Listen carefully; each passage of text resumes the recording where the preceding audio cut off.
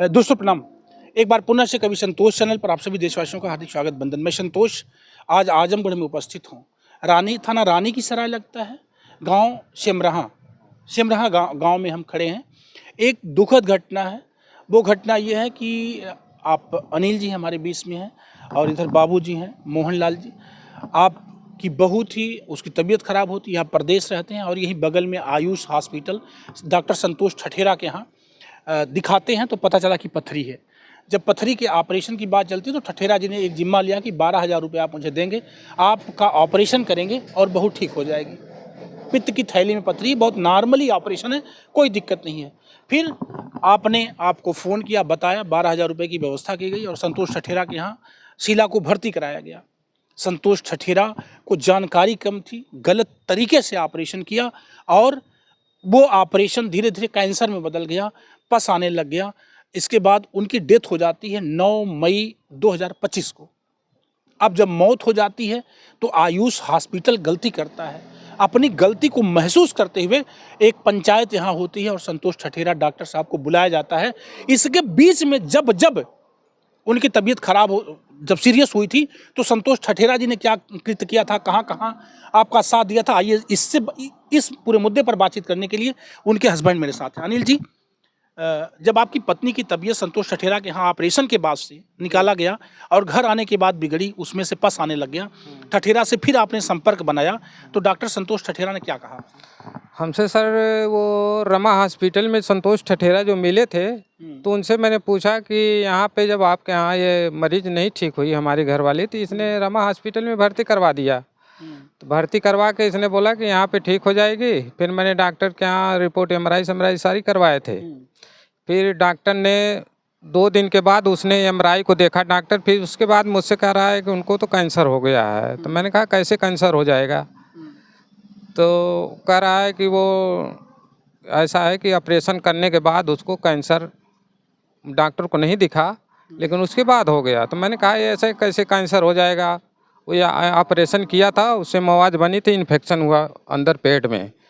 उस जो वो इसने यहाँ थोड़ा इलाज करवाया था, फिर उसने रमा वाले में भर्ती करवा दिया। जब तो उस रमा वाले से बातचीत करके वो अपना आता था घूम टहर के, उसे कमीशन की जो भी बात करता था, वो डॉक्टर था ही, उसे जान पहचान थी।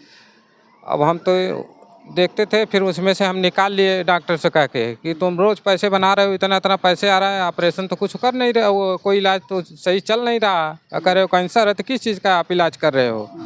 तो उसने कहते सुनते फिर उसने कहा कि ऐसा करिए कि आप बेचू लेके चले जाइए।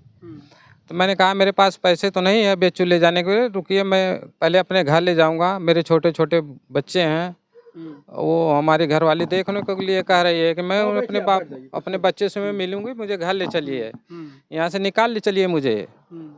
मैंने वहाँ से निकाल के लेके आया, फिर घर पे एक दिन रखा, तो फिर रमा वहाँ से फिर मैंने पीजीआई ले गया चकरपानपुर ले गया। तो वो रमा हॉस्पिटल का जो डॉक्टर था उसने वहाँ पीजीआई में फ़ोन कर दिया था कि कोई मरीज जा रहा है यहाँ का, हमारे यहाँ भर्ती था।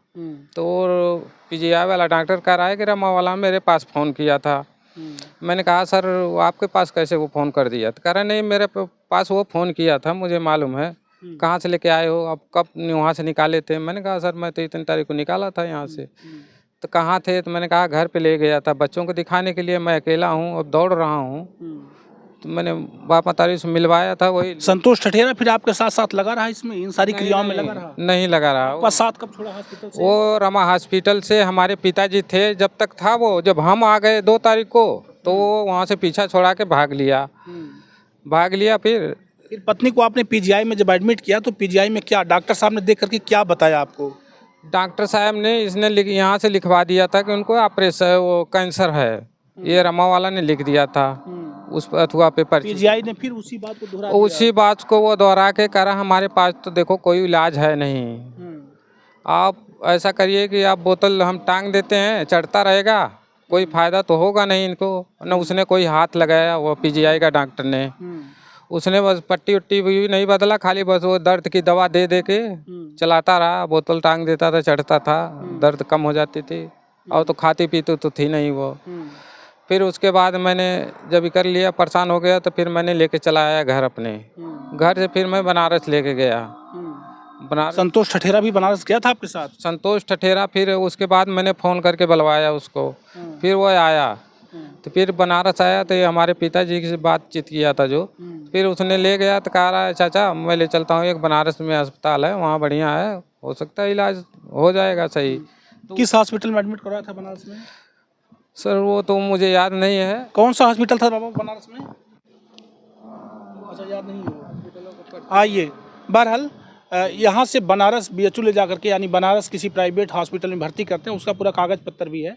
फिर क्या होता है वहाँ से पत्नी आपकी कब डेथ करती हैं? तो फिर उसके बाद मैं वहाँ लेके गया तो वो डॉक्टर बोला कि ऐसा करिए कि ये उसमें वो कैंसर वाले अस्पताल में ले जाइए इनको, उसमें कम से कम 3-4 लाख रुपए लगेगा, तो आपकी पत्नी हो सकती हैं तो वहाँ कुछ हो तो बच सकती हैं। तो ये डॉक्टर वहाँ लेके गया फर्जी, फिर उसे अपने आप वो तो रिपोर्ट बनवाना था उसको कैंसर की, ब्लड कैंसर की, उसने वहाँ से बनवा लिया, कुछ पैसे दिया डॉक्टर को बनारस वाले को, फिर एक और दलाल था वहाँ का अपने उसको दिया था, फिर उसने बनवा के लेके आया घर पे छोड़ के, फिर चला गया। फिर उसके बाद 2-3 दिन बाद फिर हमारी 9 तारीख को औरत को डेट हो गया।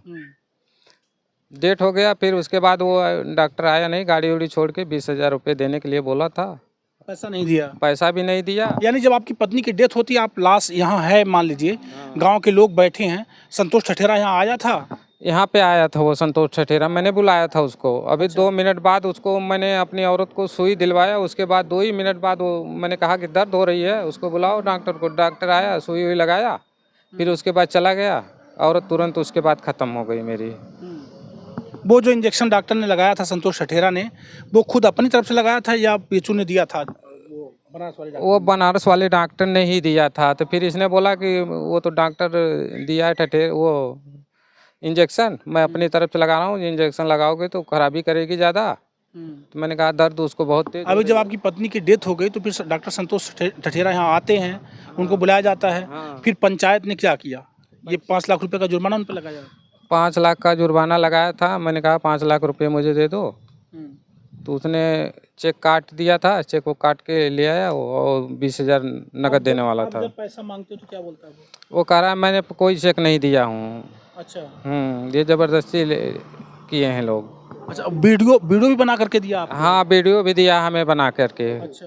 हाँ, और गाड़ी भी दिया आपको? गाड़ी भी, हमारी गाड़ी घर पे ही छोड़ के वो चला गया उसी दिन 20,000 देने के लिए, आया भी नहीं, दिया भी 20,000 रुपये नहीं, और वो चला गया। एक बार ये चेक मैं आपको दिखाना चाहता हूँ, अनिल के नाम से ये 4,80,000 रुपये का चेक है, यूनियन बैंक का पे आउट चेक है ये, और ये 28/6/2025 की डेट में पड़ा हुआ था, यानी 28/6/2025 से ये चेक 3 महीने तक वैध रहेगा, यानी 3 महीने तक इस चेक से पैसा अकाउंट से लिया जा सकता है या ट्रांसफ़र किया जा सकता है, लेकिन इस खाते में पैसा है ही नहीं। और जब अब पैसे की बात करते हैं तो डॉक्टर इनको आंखें बड़ी दिखा रहा है। यहीं बगल में आयुष हॉस्पिटल रानी की सराय बाज़ार में है, जहां आपकी पत्नी का ऑपरेशन पथरी का हुआ था। नॉर्मल सी बीमारी है, पित्त की थैली में पथरी का ऑपरेशन कोई बहुत बड़ा इशूज़ नहीं है, लेकिन ऐसे में गलत तरीके से ऑपरेशन करने की वजह से शीला की डेथ हुई। आज पूरा परिवार आपको दिखाना चाहते हैं, ये सयानी बिटिया है घर में, कोई गार्जियन अब नहीं रह गया। माँ, बड़ी बेटी के साथ माँ का होना कितना ज़रूरी होता है। एक बूढ़ी दादी माँ है, ये दादी माँ है, बूढ़ी दादी माँ है, अब इनको देखने वाला कौन बचा? एक बेटा है, हाई स्कूल में पढ़ता है, एक ससुर जी हैं जो ले करके पूरी तरह से शीला को, जब ये दिल्ली में थे तो पूरा इलाज यही करे।